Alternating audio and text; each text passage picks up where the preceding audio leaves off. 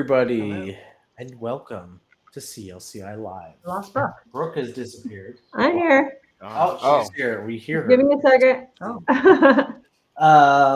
Before we all begin, be sure to like, subscribe, share, and comment as well. Be sure to interact with us. We will answer your questions, your burning questions, and we will, address them in a prompt manner. Last week, we talked about self-sabotage 101, replacing self-sabotage with self-advocacy.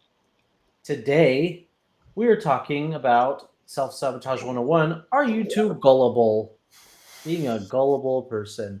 Are we all wearing yellow, by the way, for April Fool's Day? For what? Is that a thing? Fools. It's not a thing. Yeah, it's like St. Patrick's Day, but we wear yellow. It's not a thing. It's No, not a I thing. have red on. I've I never was, trying heard to see how, that. I was trying to see how gullible you all were. All right, well, you got me. Oh, jeez. Yeah.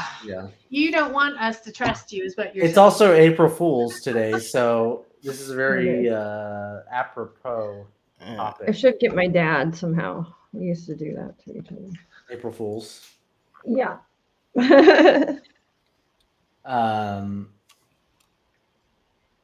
I'm trying to think of the most crazy thing I've done for April Fool's. I don't know if I should share though. I told my dad my sister got a car towed when she was in high school. Your dad believed you? Oh, totally. Yeah, 100%. Yeah. I also told him that the Keanu Reeves and the lead female from The Matrix were brother and sister, and they had to do that whole makeup scene. And, like, they look somewhat similar, and he totally bought it. Said, "Oh, that's crazy, Brooke! I can't believe it." Oh my God. I was in choir, and my best friend moved to not Texas. He moved to Las Vegas, and him and the other people in choir asked, like, "Where's your friend?" And I said, "Oh, he passed away," and they all believed me. That's mean. The choir director thought it was really funny. He had a really good laugh. The girls were a little mad at me for saying Yeah, I wonder why. Sheesh. But the band director, Mr. Pressler, thought it was funny. So he's just one of the guys. I don't do April Fools like that anymore. That was in high school. No, I don't think if I did it, it was when I was young. I mean, I don't take this as like a serious holiday. Have you ever been fooled or tricked like that, though, for April Fools? Has a fool? Oh, yeah. Has a prank ever been done on you? I'm trying to remember how my. Yes, I can't remember. I'm sure, but I don't remember. And Jen, did you feel sabotaged by your gullibleness? Was it naivete or gullibleness? Which one? Gullibleness. Yeah. Naivete. So what we looked at our little gullible person test is that being naive is a part of being gullible. It's an aspect of gullibleness, but we'll get into the finer details. I'm more so just asking Jen, do you feel self-sabotaged by your gulliblehood? I mean, I know that I'm an easy mark for that type of thing. Mm-hmm. So if you're watching this, everybody, just know Hit Jen up. Jen will believe if you're a Nigerian prince who... I will believe I think anything you say. Living with Anthony will definitely. You gotta. I'm a good inoculator for people who are gullible. Yeah, he's gonna solve. I'm like a vaccine. Like you get a little bit of the dead viral cells injected in you with my lies and my pranks. I can't think of the last time that I was like I bought something I believed something where somebody was clearly messing with me, and it took me a little while to figure it out. It was the drop bears. I have a friend who's Australian, and she was with another girl / acquaintance. Tanya? And Taya. Yeah, and I went. I was up at summer camp. This is an adult, it's adult summer camp for mermaids, and the other girl had just come back from Australia, and they started telling me about drop bears. And I've never been to Australia, and essentially they're like evil koala bears. Oh my gosh. They're these bears that like drop out of the trees and they will just jump on you. And like they were both like tag teaming, like, and I had no clue this is a thing. And then I mean, it took a little bit, but eventually I figured, I was like, you guys are totally screwing with me right now. Like you are. But I 100% fell for it for at least a little. I went along for the ride. Like, what? No, there's not. Yeah, and then like, really? Oh my God, that's crazy. You know, that kind of thing. That actually does remind me, and I've done this to multiple girlfriends of mine before. If you ever have the misfortune of going to an AutoZone with me, we'll go back into the car, and then I ask them, "Oh, could you go inside real quick and get the headlight fluid?" I'll just watch them go, and they'll go in the store, and they'll be in there for like 5 minutes or so, and then they'll come out, and they're really angry when they come out. That's probably why I don't. Oh my God, we're not dating anymore. Those girls. And I don't think I've done that to Brooke, so that's probably no. And I'm not going to fall for that. She's not going to fall for it. I'm wise to your antics, Anthony. Well, I feel like that's something your dad would have done to you. Oh, totally. Yeah. I think I might have conducted the my I guess favorite prank was probably in your guys' city in Redlands. Was when I was in high school too, Anthony, and I was at a track meet, and one of the girls I was talking to, and Redlands is much nicer of a school than the school I came from. Then what? I was about to say, then what? Ukaipa? A.B. Miller, which is in Fontana, okay. And I convinced the girl that there was fruit punch coming out of the water spigots for the water fountains that they had there, and she did a double take, and just when she came back, everybody was done. Everyone was in on it except for her. She was the only one that didn't know that obviously there was. That's really awesome when you can like convince everyone else to be in on the joke. So like, not only is the person gullible, but they're paranoid now that them. Oh no. That's really fun. For everyone but the person. I'm usually that person, so I do not like that. Yeah, that's a pretty cool story. So what is being gullible, really?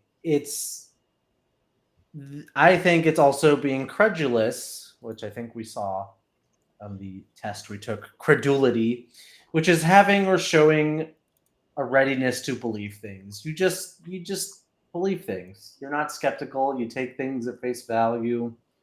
And I feel bad for these people because they have an open heart, they're earnest, and they just are easily taken in by lies and trickery. I think, you guys could take me in a heartbeat. Mm-hmm. Somebody I don't know, I think that's a lesser opportunity there. So, like, do you feel like if it's someone you don't know, like the walls are up, the antivirus, the firewalls are up? I'm paying attention. I don't want to say the walls are up, but I would say I'm paying attention. I don't know you. I'm not going to just, immediately trust you. I'm open to trusting you, but I'm not going to immediately trust you. I'm going to see who you are, what you represent, and go from there. Yeah. I would say that I'm a fairly skeptical person. So like the opposite of gullible, where sometimes I very stubbornly won't believe or trust things. And I'm a little contrarian about it sometimes. And I have to like Google something or verify it independently. Yes, we are all very well aware of that with you. But I don't know if the audience is aware of that, though. Unless they've been watching this for some time, then they probably gather that I can be a little pig-headed at times. What about the three of you? Are you easily and readily to believe things, or are you skeptical and you don't believe things so easily? I am evolving. I was pretty gullible for a significant portion of my life, but the painful learning experiences have hardened me a little bit. They've toughened me up a little bit. So I think I'm a little more hesitant than I was in the past. I definitely know to slow down. And when I see red flags and when I'm getting mixed signals, that's an immediate, like, you don't have to know what it is. You just have to identify that something's up, and that's all that matters. So, but I definitely still have room for growth. So you're trusting your gut then. I think we talked about this on a live recently. Yeah, last week I Yes. think it was. Brooke, Jerome, are you ready to believe? Are you a Scully or a Mulder? That's really the question here. Are you a Scully I don't know who what those. disbelieves? That's X-Files. Okay. You don't know X-Files? Oh my god. No, I know the theme song, but that's about it. That's the Oh my extent of Wait, my so knowledge. which one is Scully and which one is Mulder? Because I Scully don't remember. is the is girl. Scully is the skeptic. She does not believe in Okay. aliens. There's a scientific reason for everything. And Mulder wants to believe. Not only is he ready to believe, he actually wants to believe things. Mhm. He wants things to be true. And so he is not the skeptic, even though, he's a smart guy, Yeah, a it's because handsome I'm guy all too. things. You know what? They're both handsome. Yes, Little side opinion. Jerome, you should watch the X-Files. it's true. I'll But give it a anyways, shot, yeah. Are you two, Jerome or Brooke, wanting or ready to believe, or do you disbelieve at first? I think I'm evolving in the opposite direction as Jen. I used to be pretty skeptical with most people just because I've been burned so many times in the past. But it's exhausting sometimes to be so skeptical. So I just kind of allow people to find a space where I can trust them for the most part. And I also try and surround myself with people who I can just generally trust. I don't really like to spend time with people who I'm not 100% sure about. So that makes things easier. Brooke? Well, I don't think that my gullibility or naivete is exclusive to people. I think that it can extend to situations, it can extend to beliefs and like a lot of things, like my concept and perception of the world, and like why things are happening the way that they're happening, or why, you know what I mean? There's a lot of, I can be gullible about things that aren't just related to people, but also, a lot of other things, situations, concepts. Brooke, I remember you very excitedly showed me an article the other day about how we possibly or do live in a black hole. Hey, that would be cool. So listen. I think there's an example right there. But so, well, for me, that was like, had nothing to do, has nothing to do about with the gullibility for me. Like that is just like, hey, that's like an easy explanation that I can like wrap my head around. So I kind of like that idea. And it also made black holes less scary. So I wanted to believe it. But beyond that, as far as like what my perception is, I actually think that I am really pretty skeptical with people and human beings in general. I am moving away from that, and like I'm having to learn. I want to be trusting. Like my first concept. Oh no, it might be internet. Am I freezing, you guys? No. Okay. Yeah. My first inclination is to be a trusting person. Like I want to trust. But then all of my experience has taught me not to. So because of that, I'm very kind of distrusting and scared of people. And I'm learning to trust them again. But once you are in, definitely going to be a lot more. I'm going to want to think the best of you and try everything I can to think the best of you.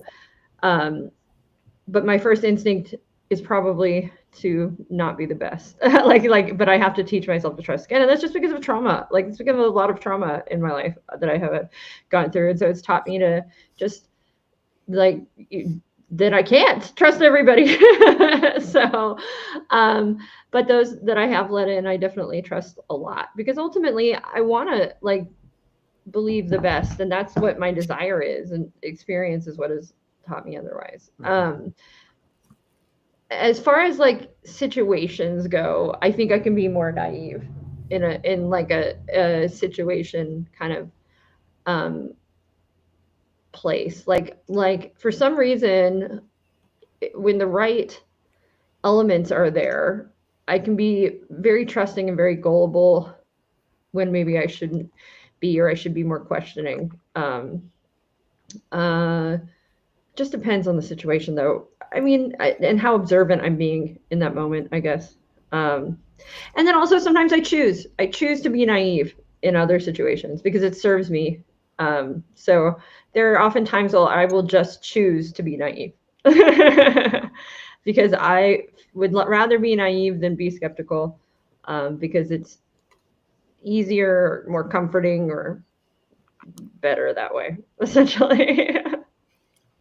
So there's like a willingness aspect to being gullible. It's not just like this predefined trait of you are this gullible and you will be this way for the rest of your life. Like you can choose how gullible you are, or if you're putting on your skepticals or not, and maybe how critically you're observing or looking at a situation. I have an example of a situation a few years ago. I don't know, 6 years ago, 7, I don't know, however many years ago now, where I got this text. I had just started advertising on Thumbtack, and I'd never advertised on there before. And it's just a big old waste of time. But I got this text from someone who said, I'm looking for a coach that can help my family. And they went on to, and I'm like, I'm all in. I'm already right there. I'm like, I'm in. Trusting, right? As we go down the path, whoever's texting me is supposed to be a guy. This guy is dying, come to find out. And he can't drive and is going to the hospital. And I'm still buying into this. And he wants to know how much it would be for his family just to come in and be able to talk about things, And I'm like, okay, here's X amount of dollars. When I finally came up, I spent this is like a 2 to 3 hour process. I was actually getting my hair done at the time.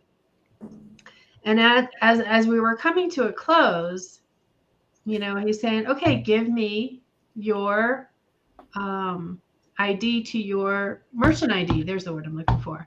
I'm like, well, his language, he had some language barrier. Sounding words were different. The way he wrote a sentence was a little off. So, he's speaking another language probably and translating to English. So I kind of gave him the benefit of that. Still being gullible or naive, I'm not sure which, still going down that path. And then he said he wants to give me extra money beyond to have them to pay for a limo, if I would pay for a limo. And I'm like, and I throw my phone down because I finally dawned on me I'm being scammed. I was so mad. I was so mad. And then that information has been going around and around to people's emails, to people's, not only myself, but others. And then I find out other coaches who should have told me didn't, that they had that happen to them. And I'm like, I was just mad that I was so gullible in that moment. But you didn't fall for the scam, though. Whereas someone else might have very easily fallen for the scam. Well, and I'm sure they did. Otherwise, they would have stopped this a long time ago. But anyway. Yeah, I mean, it's one of the very clear ways in which being gullible or too gullible will self-sabotage you. You fall for scams. Yeah. You lose more time and money than you should because you trust people's intentions too much. Brooke or Anthony, neither of you guys have gotten the toll road texts. I know that's been like, okay. I haven't, but I've heard about it. I know so. They're good, and I take the toll roads all the time because I go to the Orange County, which there's toll road is it's where they're telling necessary. you that you have unpaid. You owe them money and you violated, yeah. And you just click here and pay your bill. Yes, Yeah, Yeah. I've gotten that. Okay. I got one today, and I was like, I this don't think is I. actually If I have, I might have just like waited until I got the email because I know the Toll World's email will email you, and that's like from a legit, domain. Mhm. But I don't think I've ever gotten that. Yeah, they're I scary got it because and I those was toll like, roads. I don't drive on toll roads, so like this is clearly a scam. You know what? I probably just ignore those texts anyways, and there's probably like all these sort of debtors and bill collectors who are like, No, it's Anthony, not true. please give us your money. You know what I No, it's just used to good. fall for though? These texts where someone just says hey or hi. Mm. For a while, I was like, maybe it's someone who actually knows me. And no. From You a know what? lifetime ago. So now I get them and it's just delete blank. You know what I do, and I think I've told you guys this before. Getting the scam phone calls from like Microsoft or Windows support or someone else, and then I just like I have 20 minutes of fun where I get to lead them along. I get to have them think they're the ones who are now gullible because I'm like pretending to be an old man and I'm just like annoying them until they lose their minds. There's entire Until YouTube channels dedicated to yes, that. it is Yeah. so much fun to watch those videos and watch the guy like Oh my gosh. he'll edit the HTML of his like web browser to fool the people trying to scam him and then cause the people to lose their minds. I think I told you guys I did this Oh like my a God. few times last year, and maybe now I'm off the call list because I'm not that gullible. But back to the topic at hand. I have another example of yeah.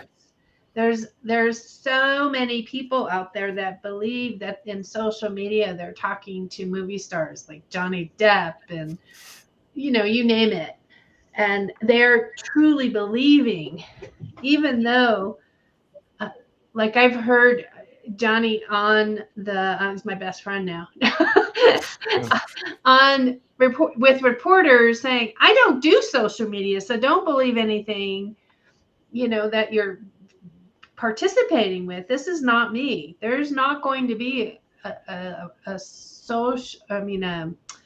movie star person that's going to interact with you on social media.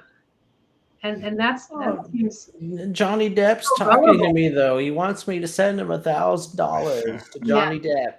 And then they have access to your phone, and then you get your phone hacked because they send you a code for a private link and all these crazy things. Anyway, there are entire documentaries about this and I think a big one that comes up is women getting scammed that like there's like love scams, like where they're like Facebook dating and like all these other apps, and they think they're getting a real person, but they're just getting somebody that's trying to scam them and is going to love bomb them and isn't who they actually are.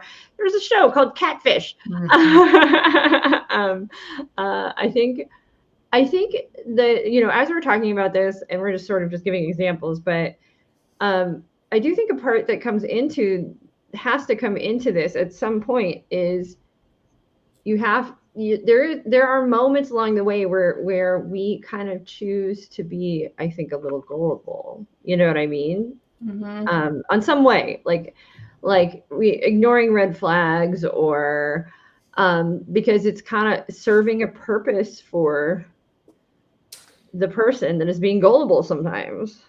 Yeah, and I think we can now transition to how is this relevant to coaching?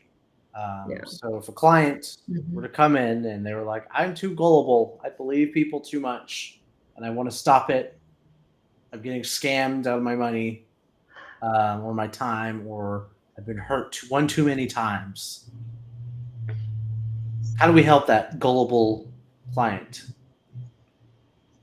Well, first of all, let's hope that they didn't fall for a coaching scam, because those are out there. Pay me, $8,000 and in 5 weeks, I'll get you the life of your dreams, guaranteed. As a matter of fact, I was on Reddit today. If you Redditors who are on the life coaching subreddit, hello.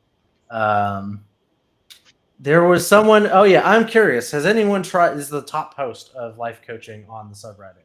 I'm curious. Has anyone ever tried one of those 100K in 90 days marketing people, and how did it work for your business? Maybe it's not marketing, but there's also like coaches out there who will like market themselves that way, where maybe they're not actually coaches, or they're marketing people or consulting people, where they're like, you too can make $500,000 Yeah. in 90 days. Don't do yeah. it. Yeah. I see that a lot on social media and YouTube. First of all, yeah, go on. it's just too good. It's immediately like a red flag because it's too good to be true. Because if that were the case, and in 90 days I can make 100K, it's the same thing as like if So I don't know. So I had an example. Jen, can we role play for a second? Let's say I'm a client, I'm Yes. your client, and I'm like, I have, I'm thinking about doing this 100K 90-day program for marketing. And I think it's a good idea. I looked at this person's website. They seem cool. They seem to have like the lifestyle I want. But like, I'm on the fence. What do you say as a coach to that? Do you say like, you're being scammed, you gullible fool, to your client's face? Or No. how do you deal with those kinds of things when your brain as a coach is sending the red flags, but the client may not be, in the same headspace? You ask them critical questions that help them think. I would ask about what the hesitation. Where's the hesitation coming from? Like if I'm not convinced. Well, what's not convincing you? Why aren't you convinced? Well, it seems too good to be true. I want it to be true, but it seems too good to be true. But I want to make 100K in 90 days, and this person is saying that they can help me do that. Mm-hmm. It's hard to coach you because I don't think anybody's actually going to talk the way you're talking. Yeah, I'm not a good client. But it might come up in not just this scenario, but a client could say, it seems too good to be true, but I want it to be true. And it can be X, Y, and Z. So pick a side. For today's discussion, which side do you want to talk about? Like, in what regards, Lisa? You're on the fence. I'm on the fence. You're not sure which way to go. Pick a side and let's talk about it. But I don't know what side to pick, though, is the issue. And We're just experimenting. We're not picking a side. We're just discussing a side. Okay. So I want to be on the side that goes for this. Okay. So you're going for it. What is that about? What does that look like? How does that feel? Is there anything coming up for you? All of those kinds of questions will come up, and you'll probably drive back over to the other side. Well, I'm being skeptical about it. That will probably come up in your language as it's kind of like Brooke's coin toss thing that she does, right? In the moment you picked a side, but you really want to discuss the other side. Because that language will come into even on the side, most likely, even on the side of you picking that you do want to do that. So it'll probably always come back to the other side then in the conversation, but it's a way to move the conversation forward so that they're not like stuck in this space where they don't know what to do, and maybe they have like analysis paralysis. Yeah. And then the Cartesian question, what will happen if you do go for it and it is a scam? What will happen if you don't go for it? Reversing that, the back and forth, figuring out the opposite of whatever the first question was. Jen, that can provoke a lot of information. Could you outline what the Cartesian questioning is in this situation, like the full Cartesian for our audience? You see what? The full Cartesian? Yeah, like what would it look like if you did this and it was a scam? What would you look like if you went for it and it wasn't a scam? What would you look like if you didn't do it and it was a scam? And what would it look like if you didn't do it and it wasn't a scam? Like those, you're not going to stack the questions, obviously, for the client, but iteratively ask each question, and the client is going to expand on that line of reasoning, and maybe they'll make an educated guess then, and they still might go for it, but at least they'll have more information, and maybe the risk that they're taking is now calculated versus an uncalculated risk. Yeah. I do also. Yeah, you're helping them with the information. Mhm. I do think, yes, we might have these scenarios where people come to us and say it's too good to be true and all of that. I've definitely had clients in my other business come and say, I've already been burned. I've already had all these bad things happen. And I just don't know what to do anymore. I mean, I'm kind of defeated by it all, and I can't keep trying. And I've had that kind of interaction with clients before. And I mean, you feel bad for them. I certainly do. But Sounds like that would happen a lot with like dating coaches. I can okay, imagine the dating coaches deal with that a lot.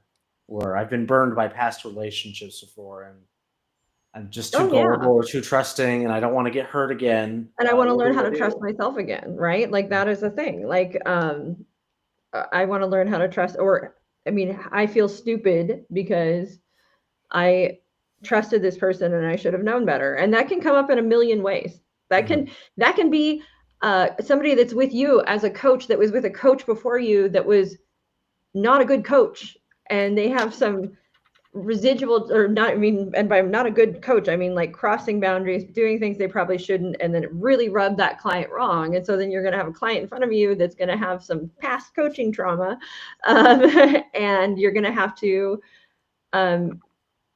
get through that with that client essentially, and sort of introduce them to a safer space of coaching. But that is absolutely something that happens, to the person that is not just going to give up and throw away the coaching, or maybe has seen enough help that they see the benefit, but is coming into the coaching situations with concern and trepidation and nerves around it and skepticism because they have maybe been gullible in the past. I also think another flip side of this is we can have clients coming in that are naive about the coaching process and results and how it's going to go, etc. Which I think being naive is an easier fix than being gullible. In my mind, what is the difference? Can we? I don't. Being naive is just what the difference is. It's a lack of experience and knowledge. That's what it is, and in certain areas that makes you more vulnerable to being deceived or being manipulated. Just because you lack experience and knowledge. Like me and the black holes. Right. Yes, you and the black. I think we all lack a certain amount of practical experience with black holes. You in space. I'm naive about space. Anthony on. Yeah, Jen. Anthony, on Reddit, in one of the subreddits, the one that talks about bad stuff happening a lot in coaching, Life Coach Smart. There's a very clear difference. Yes, there's a very clear difference to me, at least, when I'm reading stories from someone who was gullible versus someone who was just naive. And frankly, they didn't do anything wrong other than believe what they were being sold.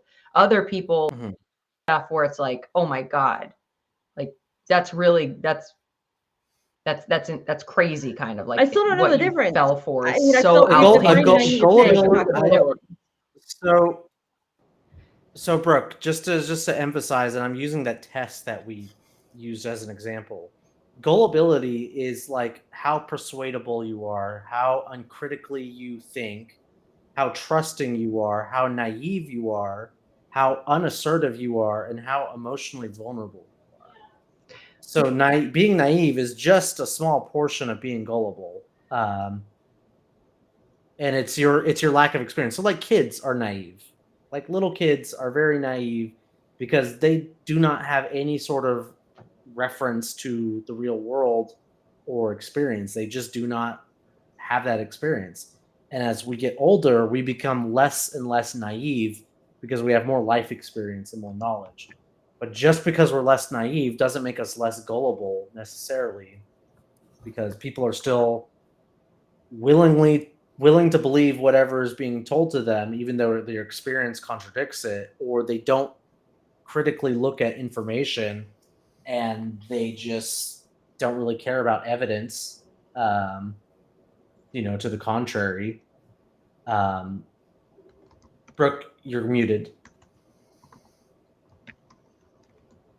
If I'm looking at that circle, right, the results of that test, and we've all got different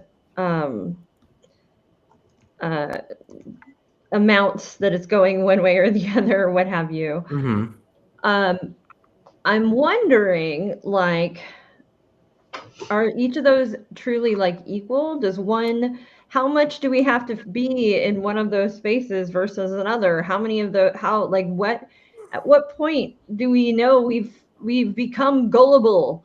Probably at the point where it self-sabotages you. Yeah. That's not a great answer, but it's like probably the truest answer. The moment where it stops working in your favor and you get burned by it, then you're like, okay, I'm gullible, rather than trusting or believing or giving people the benefit of the doubt.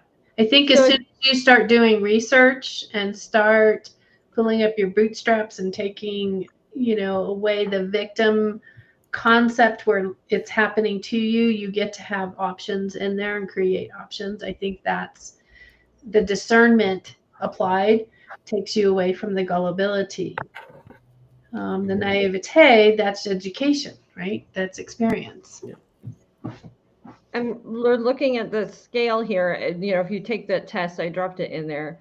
The one end is they're saying is skeptical. The other end is gullible. So that's our black and white. And then everything is in between. Mm-hmm. So if I'm like looking at it, and I want to be less gullible, that means I'm going to have to become less emotionally vulnerable, less persuadable, more critical, less trusting, less naive, and more assertive, from what I can tell. Yes. That's why I said it depends on whose face I put in there. I had the stranger's face. That's the way I answered. If I had your face, Brooke, I would totally be gullible. Yeah, and I'm not saying that everything would be high in that department. I'm not saying any of these things are necessarily bad traits to have, because you don't want to be hypercritical all the time. It takes a lot of mental effort to be like critical and analyzing of everything. You don't want to be unpersuadable because then you're stubborn. You don't want to be untrusting because people who are not able to trust easily are probably themselves untrustworthy, is the opinion that we hear sometimes. Being totally assertive, sometimes you're just stepping on other people to get your own way, and a lack of emotional vulnerability is not good if you want to maintain some sort of interpersonal relationships with like friends or family or your spouse. But the moment you get burned, I think gullible is like the negative connotation we assign to that word. Like, oh, I was too trusting and maybe I should have been more observant. Maybe I should have been a little bit more critical, or maybe I should have not been so easily persuaded, and I should have stood my ground. Then we start to get in those things. And that's probably how it's going to come up in coaching. The client's not going to go into a session just right off the bat saying, I'm gullible, fix me.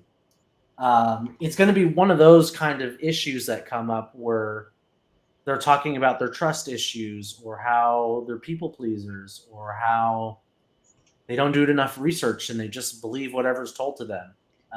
Those are the ways it'll probably show up in your coaching sessions, and what they want to work on if they're a gullible person. Or maybe they were just tricked on April Fools and they are gullible and they want to stop being tricked so easily. Jen, you were saying something earlier, though, what you tend to see versus naive versus gullible people on like the Life Coach Snark subreddit. Yeah. Well, like for me too, I had a bad experience with a coach, and looking back, it could never happen again because I have so much more information now. And so I used to think, well, I was gullible. I don't think that was the case. I think I was just naive. Once I collected the information and the wisdom, now I'm solid. Now you couldn't ever convince me otherwise. The stuff that she convinced me of at the time. And then I see that on the snark page. It's like some people, they just don't know what they don't know. And the coaching marketing is so good. It's so emotionally captivating, and it reels people in, and they are naive to what that looks like. And so they go for it, and they go for it in good faith. But then there's other people that go for things that you're like, how did you not see these red flags? So there's a very clear difference between naivety and being gullible when those people Can you post give on me that like page. an example of like a tangible example of like one of those? Like How the they- 100K in 90 days. That seems to me so profoundly just false. Bogus. But Also, people fall for it. Also, there's ones where it's like, give me 6 weeks and I'll heal your trauma, like crazy talk stuff like that. Give me 6 weeks and I'll help you find your soulmate. Like weird stuff where you're like, that's not, no one could possibly like the give you twin that. flame people. Yes. Yes. Yes. Yes. Yes. Give me The 6 twin weeks and I'll flames. help you heal from, and it's like something, and it's like, what? You're a coach. What are you even telling this person? What are you I even want to also doing say with this though, person? like there are like in the case of the twin flames people, I don't think every single person that has done that, has gone into those things, or has gotten into like fallen into a cult or fallen into a situation where they are in a where it just there is just this, how did I fall for that? How did I do that for so long? How did I lose all of this? But I really want to point out that a lot of people are master manipulators too. You know what I mean? Yes. Like they have Absolutely. created a way to get you in the door and get you emotionally invested enough that it starts small, and then over time they creep it up and they creep it up and they creep it up, and it's done so subtly that, and you're already enough invested, and enough good has happened that you kind of ignore the little push, the little thing until it starts to really add up, and now next thing you know you're branding women and God only knows what else. In the documentary though, that unassertiveness versus assertiveness trait, that's what caused people to either stay or to be like, this is crazy, I'm leaving. If you're assertive, you're going to be able to express your own needs and your boundaries. And as soon as it crosses that boundary, okay, it's time to pack up and go. This is not for me. But it's not just assertiveness though, because there's another thing on that circle that you're ignoring, and that is emotional vulnerability and persuadability, because it is more than you can speak up in those situations or about your needs, and that person might smack you down, might shame you, might use your emotional and make you like put you in an emotionally vulnerable space in that moment when you're speaking up, and then persuade you to change what you're saying, change your mind. And it's something that happens over and over where they are acutely aware of how people work, and then use that against them essentially, and use that so they know, okay, well, you're assertive, you're willing to speak up for yourself. Well, what I'm going to do is this and this to knock that down, and I'm going to keep doing that to you until it breaks. I mean, essentially that part of you breaks, or yes, you do leave, but you'd be surprised. I don't think just being assertive is going to solve your problems. There has to be other pieces in place as well. Which is, it's kind of scary. I think we're When you at think this point, we're now like we've transitioned from helping gullible people to now we're giving notes to the manipulators who are like, okay, I'm going to do this now.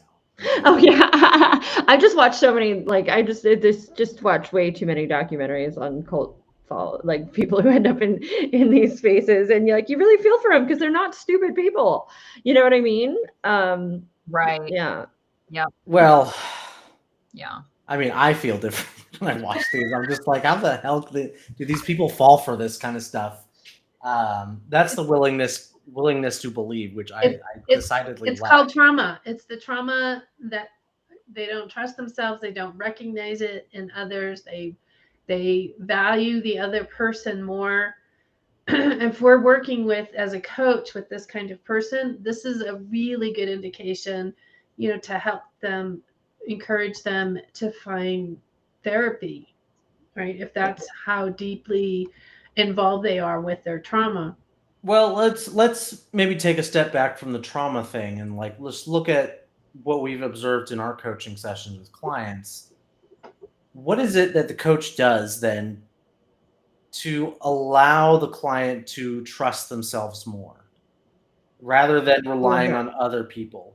What is it that the coach does? I can share like personal stuff that like actually Jen coached me on. And it wasn't around gullibility, but it was a lot around learning to trust myself again a bit, right? Because I had a space in my life where, I have been heavier, I have been a less healthy human being, and I was fixating around like weight and this number on the scale and all of these things. And what came up around that was a fear that I would go, sliding backwards to my old ways. I would lose all of my progress. I would all of these, all of this concern and lack of trusting myself was coming up in that space. And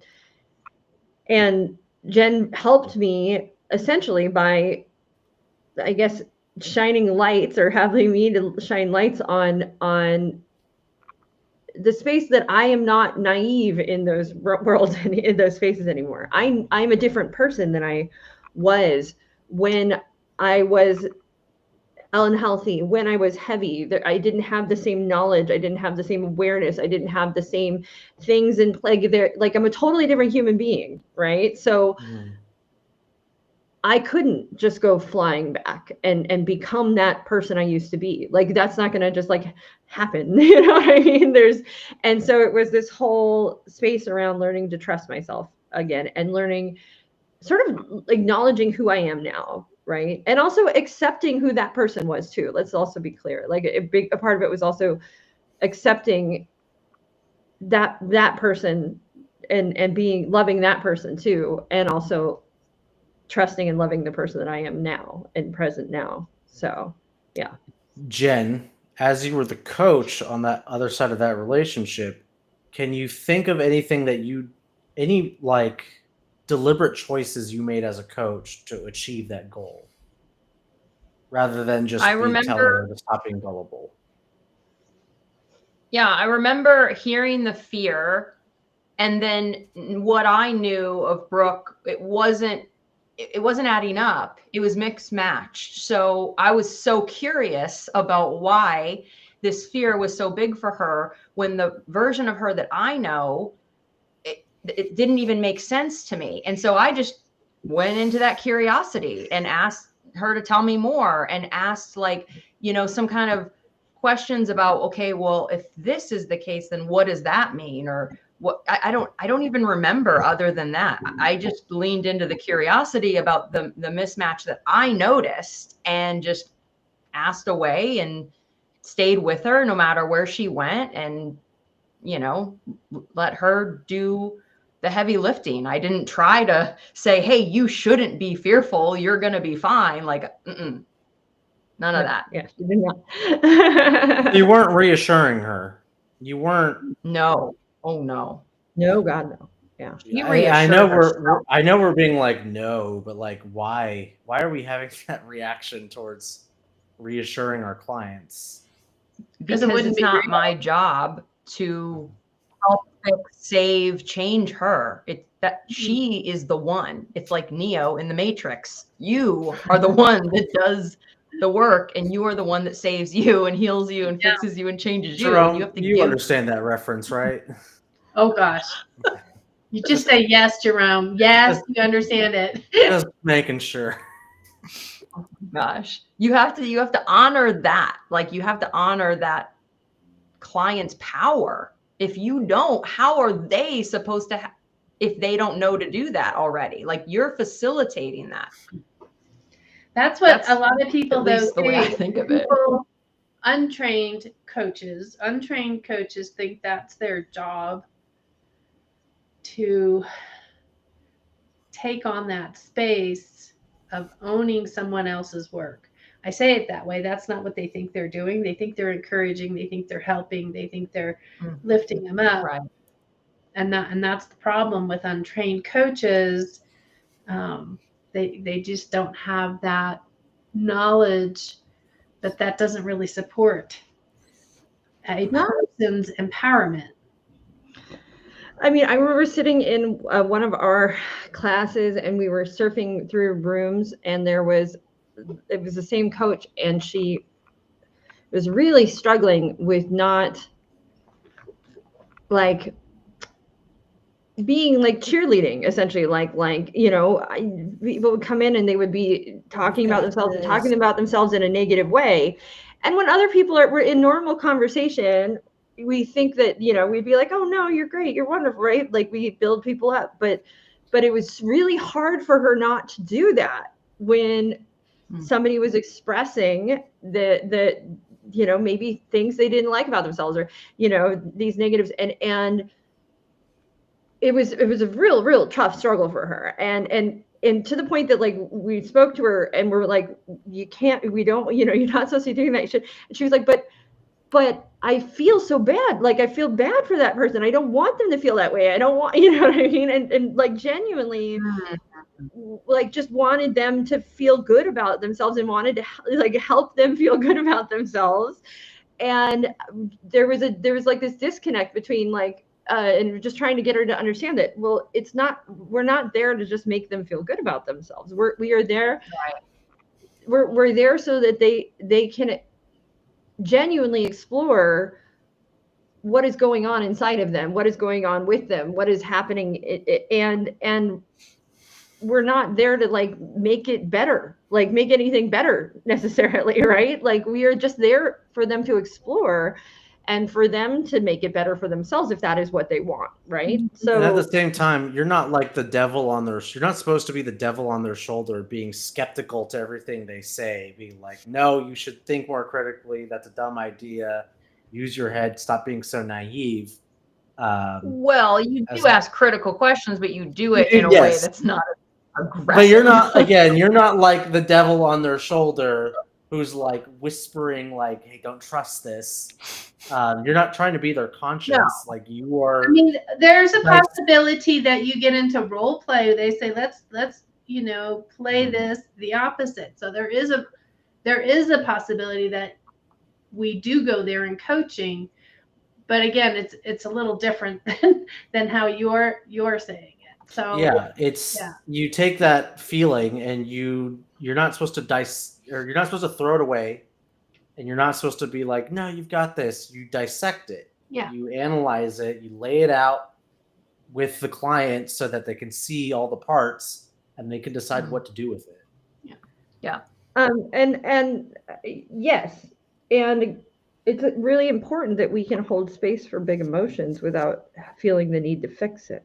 Yeah. And I dare say, like, I think that was the biggest hurdle that soon to be coach had to get over, get past, was her feeling comfortable in uncomfortable spaces, in spaces. There was something in her that she had to fix that space and make everything good and happy and copacetic, and that is coming from her personal bias at that point, and so this is where it becomes important for us as coaches to be doing our own work, because we have to be able to hold spaces that might feel uncomfortable without feeling all these needs to fix, to do, and just to be there and sort of hold that space. And I think in order to do that, you have to be comfortable in uncomfortable spaces and do the work so that you can be, I guess. I think fixing and telling the we client. teach that. Also, I want to say that really quick because I have to hop off, and then Lisa, I'm sorry. I think it is good for us as coaches to be naive, by the way. I think we should be naive, and be, naive to ideas that our clients are bringing in, all of the, concepts, and and embrace some kind of naivete, and then get more information from them, but not coming into it with all of this, criticism and knowledge and all of this, but instead like coming in kind of like naive, and then use that approach to be curious and get more information, and those are my final thoughts. And sorry for interrupting, Lisa. No worries, no worries. Same path though. I was going to go down this similar path, a different direction. So I'm going to say ditto. And I was also going to do that for my final thoughts, so I'm going to say same. Jen, Jerome, final thoughts? Would you like to get on the same train? I'll go ahead and say, how do you sleep at night to the scammers who go after those who are unassuming? I went down that rabbit hole a couple of years ago. That's where I found a bunch of channels dedicated to fighting back against those scammers on YouTube, and honestly, some of just like the worst type of people. I don't understand how feels some so people can good get in that line of work when they get their Yeah. when they get got. Absolutely, yeah. Wasting an hour of their time, and then by the end of it all, they're boiling hot. So yeah, it's fun to see. If you want to be entertained tonight, go ahead and watch one of those videos. My brother is really good at doing those things. Yeah, the YouTubers are doing look up exposing or the scamming. Look at exposing the exposers. Yeah. Don't look up people exposing themselves online. You'll get something else. But look up, why did you redeem it? That's the cherry on that little on that cake. Jen, final thoughts? I guess a little bit of naivety that's good in coaching, but I also do think that a little bit of skepticism is also good, right? We've talked about this before. Don't believe everything your client says, right? Be curious about it, ask into it, get more information. So I think it's a 50-50 split, to be honest. Yeah. Agreed. Okay. I think that'll wrap up self-sabotage. I don't know what the next overarching topic will be. It'll be something else other than self-sabotage.